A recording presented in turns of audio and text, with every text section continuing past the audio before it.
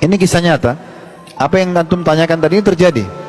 Seorang ikhwah ketemu sama saya di satu masjid selepas sholat duhur. Saya kenal ikhwah ini selalu ceria, Masya Allah.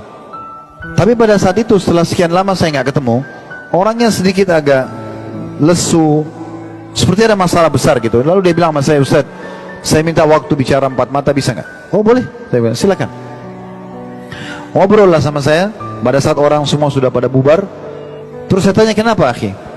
Dia bilang, alhamdulillah Ustaz, rumah tangga saya berjalan kalau tidak salah 6 atau 8 tahun bahagia. Saya kerja, berapa pendapatan saya sama istri nikmati. Sampai Allah karuniai kami 2 orang anak. Rumah tangga baik-baik saja, nggak ada masalah.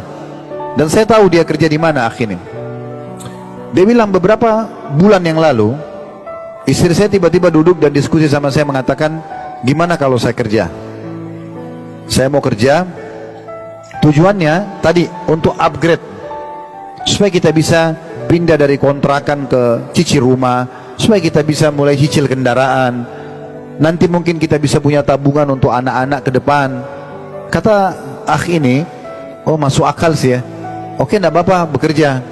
Yang penting nanti tetap aja berjalan baik rumah tangga. Oh iya, janjilah seperti itu.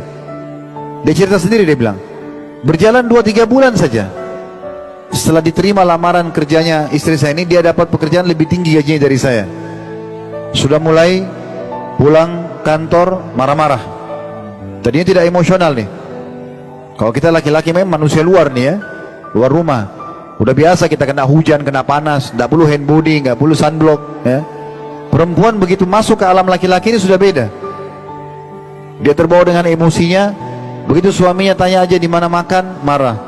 Minta layani biologis, udah nggak mau, capek. Anak-anak sudah nggak diurus lagi.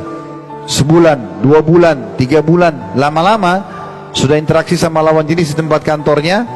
Akhirnya pulang malam. Suaminya ingatkan, sampai suami bilang, saya pernah lihat sendiri, saya diminta jemput di satu tempat, dia turun dari mobil dengan rekan kerjanya dari luar kota. Saya ingatkan, dia bilang, sudah begini pekerjaan saya, kalau tidak bisa terima ya kita cerai saja. Karena dia rasa dia sudah punya pendapatan. Makanya mereka tidak disuruh cari nafkah, karena kalau punya pendapatan itu beda pikirannya. Itu luar biasa. Berarti hikmah syar'i kenapa perempuan dikasih, supaya memang dia lebih mulia di rumah. Dan ini banyak terjadi dalam rumah tangga ya. Jadi kalau kembali kepada pertanyaan tadi, boleh nggak seorang istri bekerja? Boleh, selama pekerjaannya halal dalam Islam. Menjadi guru, menjadi dosen ya, buka usaha, punya butik, punya bisnis, nggak ada masalah. Tapi jangan sampai ini justru membuat dia durhaka dengan suami yang merupakan kunci surga dia.